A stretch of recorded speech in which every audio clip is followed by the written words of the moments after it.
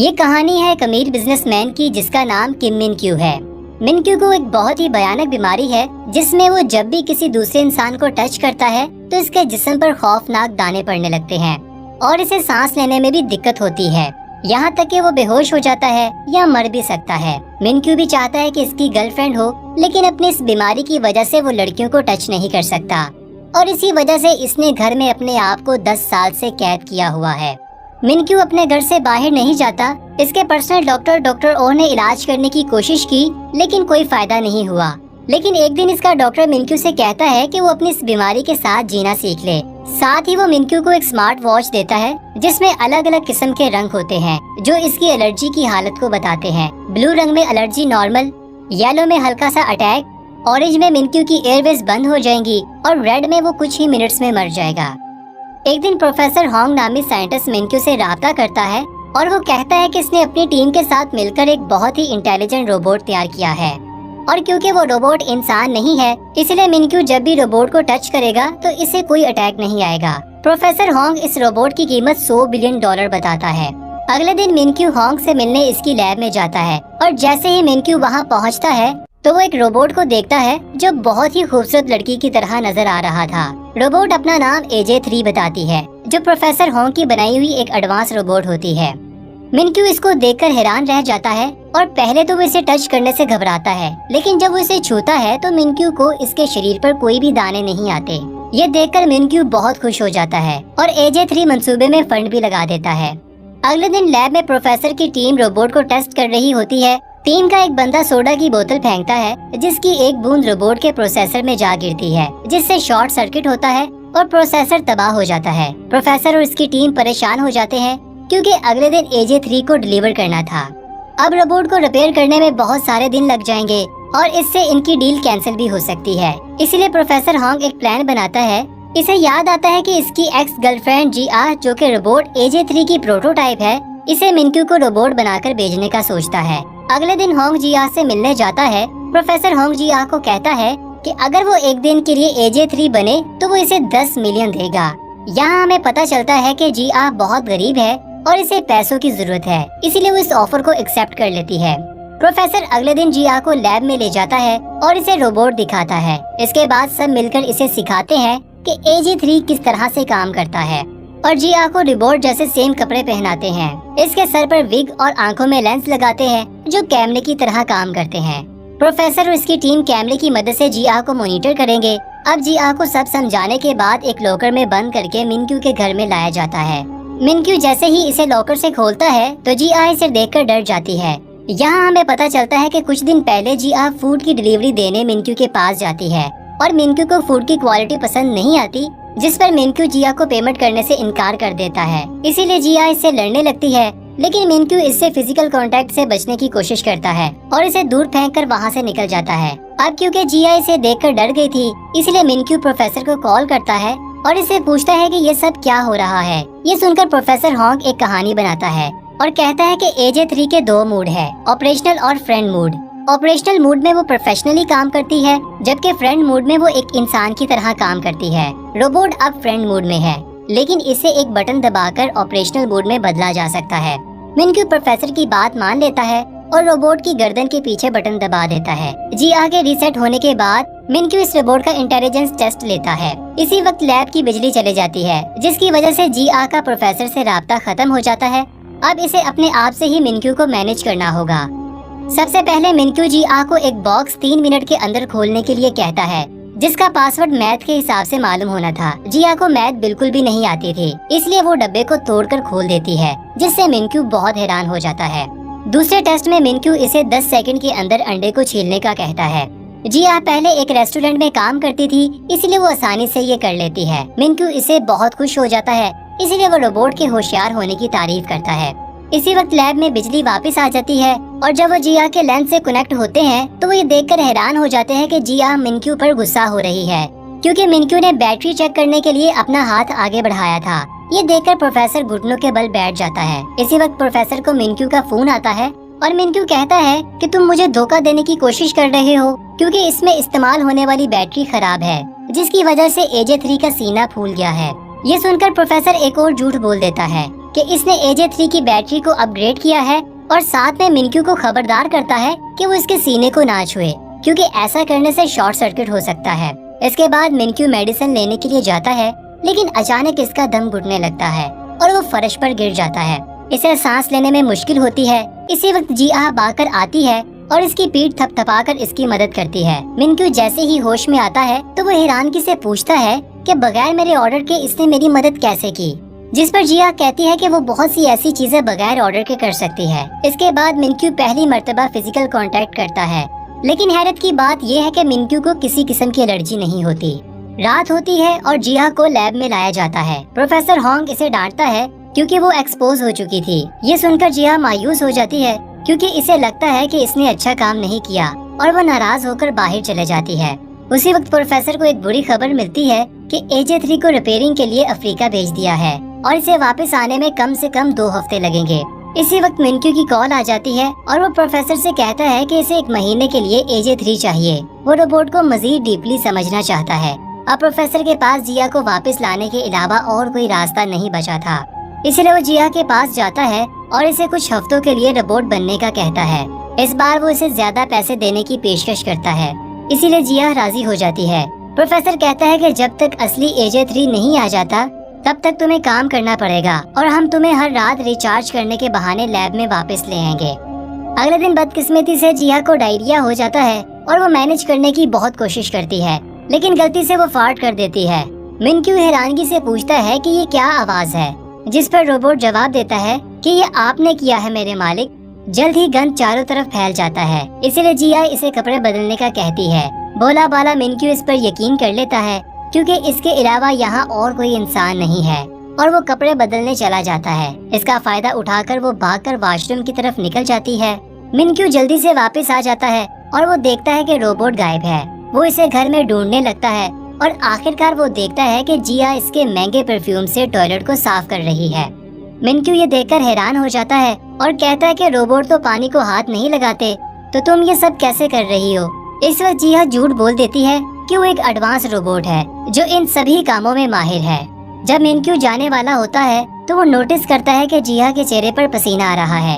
وہ اس کے قریب جانے کی کوشش کرتا ہے، لیکن اس کا پیر صابن پر آنے کی وجہ سے وہ گر جاتا ہے۔ جیہا اس کی طرف بھاگتی ہے، لیکن منکیو کو بچانے کی بجائے وہ پرفیوم پکڑتی ہے اور اس کے اوپر گرا دیتی ہے۔ لوہے کی پلیٹ کی وجہ سے اس کی پسلیوں پر چوٹ لگ جاتی ہے۔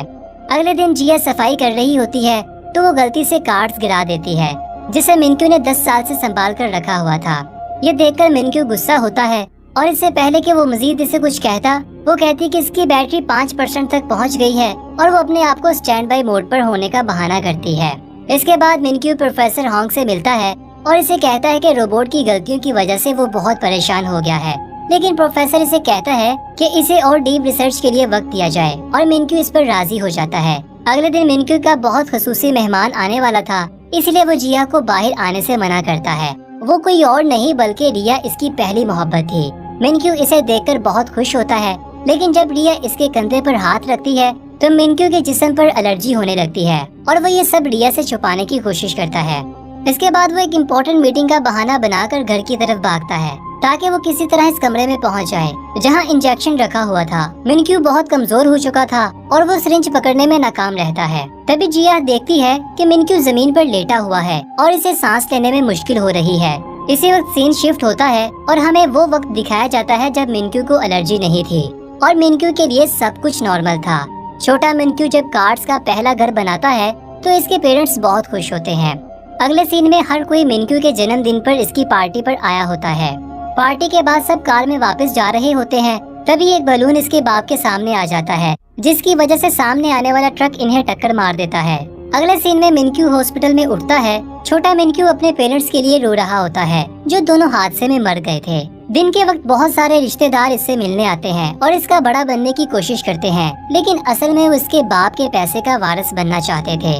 لیکن جب منکیو باتھ روم میں جاتا ہے تو اسے جیب سے ایک نوٹ ملتا ہے جس میں لکھا ہوتا ہے کہ کسی بھی پیپر پر سگنیچر نہیں کرنا۔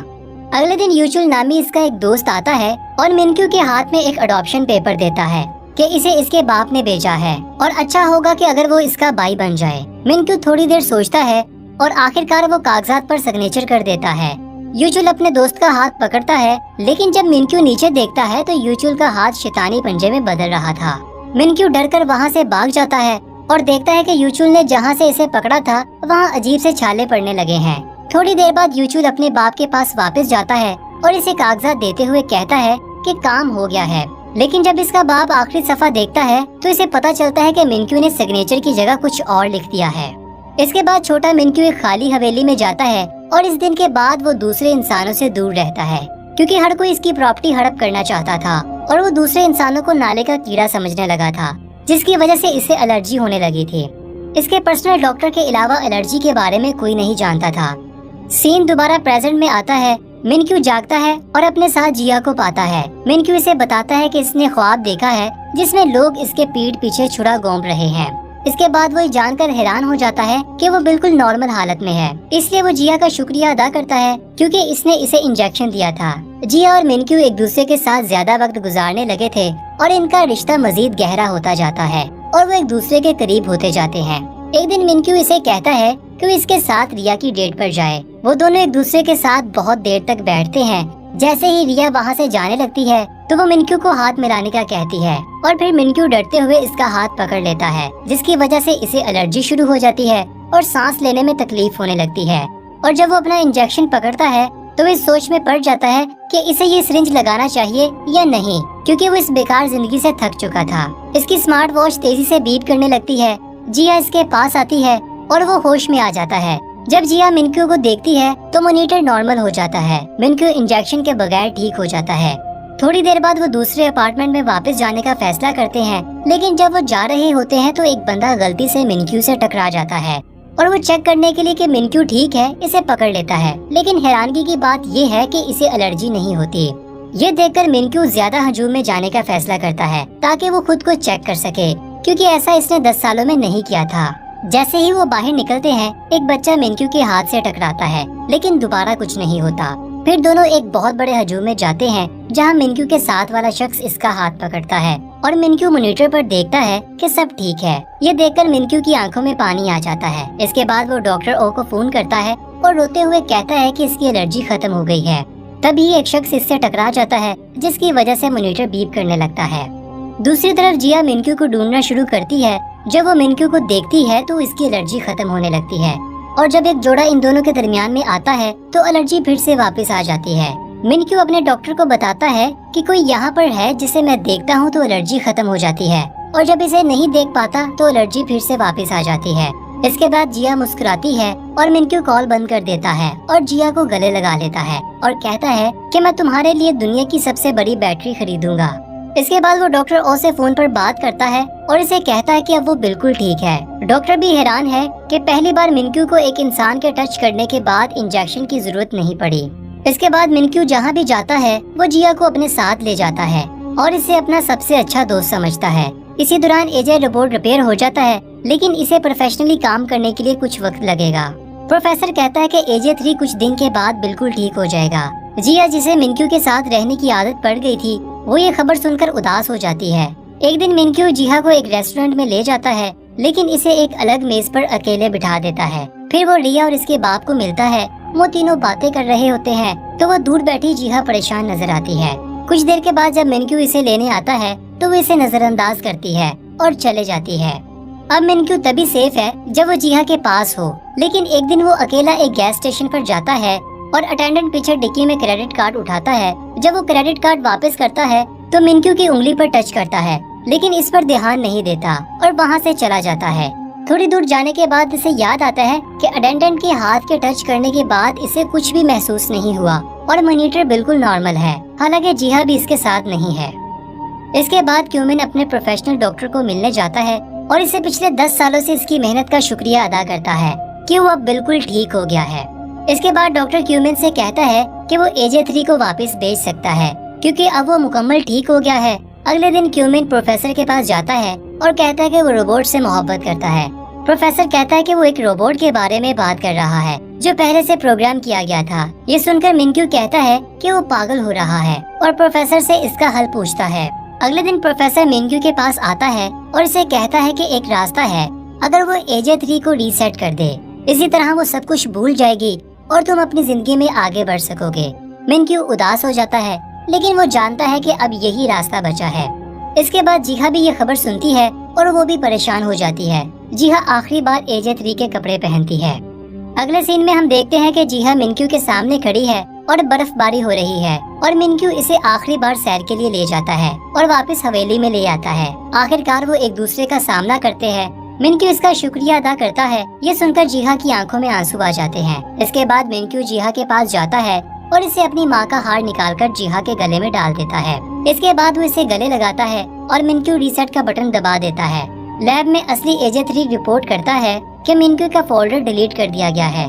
रात को मिनक्यू और जीहा सोते वक्त रोते हैं। जीहा इतनी रोती है कि अगली सुबह वो बीमार पड़ जाती है। इसे हॉस्पिटल ले जाया जाता है और हम देखते हैं कि इसने अभी भी मिनक्यू की माँ का हार पहन रखा है। इसके बाद वो दोनों अपनी जिंदगी में आगे बढ़ जाते हैं, जहाँ जीहा अपनी दादी के शहर चली जाती है, जबकि मिनक्यू रीहा के साथ शादी की तैयारी करता है।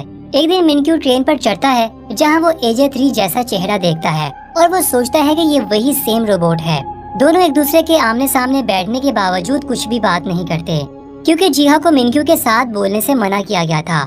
लेकिन मिनक्यू को शक होता है कि ये वही रोबोट है, इसीलिए वो प्रोफेसर को फोन करता है और कहता है कि इसने AJ3 जैसा चेहरा देखा है। जिस पर प्रोफेसर कहता है कि इसने रोबोट को किसी ऐसे शख्स पर बनाया था जो इसका जानने वाला था। मिनक्यू कहता है कि क्या वो इससे बात कर सकता है, जिस पर प्रोफेसर इसे मना करता है। प्रोफेसर के मना करने के बावजूद भी ये इसका पीछा करता है और इसके साथ बात करने का कहता है, जिस पर जीहा मसरूफ होने का बहाना करती है। लेकिन मिनक्यू इसका इंतजार करने के लिए बैठ जाता है। इसी दौरान जीहा जल्दी से किचन में जाती है और अपने गले से हार उतारकर प्लेट में छिपा देती है।